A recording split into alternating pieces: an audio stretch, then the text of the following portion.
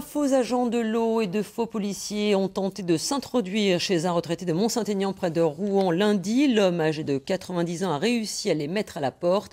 Pour nous parler de cette affaire et des consignes de sécurité, le commissaire Olivier Hainaut est avec nous. Bonjour. Bonjour. Vous êtes donc le chef de service sécurité de proximité de Rouen. Est-ce que vous pouvez revenir sur cette affaire plus dans le détail ?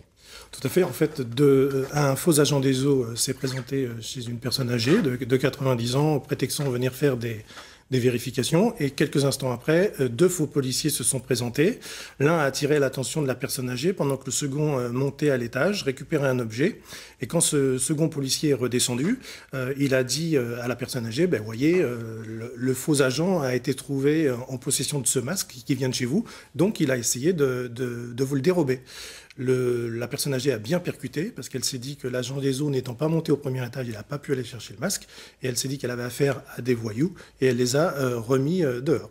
Une grande présence d'esprit de ce monsieur. Est-ce qu'il y a une recrudescence aujourd'hui de ce type d'arnaque ? Non, pas particulièrement. Il faut savoir on communique beaucoup autour des vols par ruse, donc il ne peut pas y en avoir régulièrement puisque les voleurs savent que nous sommes particulièrement vigilants. Et juste après un vol par ruse, les gens sont généralement vigilants. C'est après que la vigilance se relâche et c'est là que ça devient dangereux pour les personnes âgées.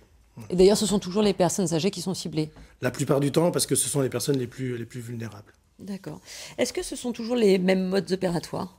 Non, alors là, il y a une évolution très nette et on le voit dans cette affaire. Les scénarios sont de plus en plus élaborés et cherchent à rendre la situation de plus en plus crédible auprès notamment des personnes âgées. En l'occurrence, avant, il y avait généralement une personne qui venait. Voilà, le faux agent serait venu tout seul. Le fait que deux policiers viennent après pour faire croire que c'est un premier faux agent, ce qui est vrai d'ailleurs, ce sont des scénarios vraiment qui veulent mettre les personnes en confiance et les laisser, que ces personnes laissent rentrer le faux agent et les faux policiers. Alors, qu'est-ce que vous pouvez donner comme conseil de prévention ? Alors, comme conseil de prévention, tout d'abord, quand vous avez une visite surprise comme ça, vous prenez votre téléphone pour vous rapprocher de la porte et vous n'ouvrez pas la porte en grand.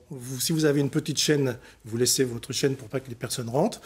La suite, c'est d'essayer d'analyser la situation. C'est la deuxième étape. Est-ce que les personnes sont en tenue ? Mais la tenue ne suffit pas. Il faut demander une carte professionnelle. Et pas n'importe quelle carte. Exactement. Les cartes des policiers ont changé, par exemple. Vous pouvez nous la montrer ? Tout à fait. Montrer. Voilà. Donc c'est pour ça, parce que nous avons des faux policiers en l'occurrence. Alors il faut savoir que la carte de police dorénavant est une carte de cette taille-là. Donc, genre carte de crédit. Carte de crédit avec une puce comme la carte de crédit et deux photos.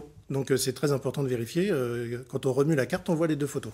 Donc il faut vérifier qu'il y a une carte professionnelle. Très important, la plupart des entreprises EDF Gaz n'interviennent que sur rendez-vous. Donc si vous n'avez pas de rendez-vous, laissez pas les personnes rentrer. Et si vous avez un doute, dans tous les cas, il faut appeler 17. Voilà.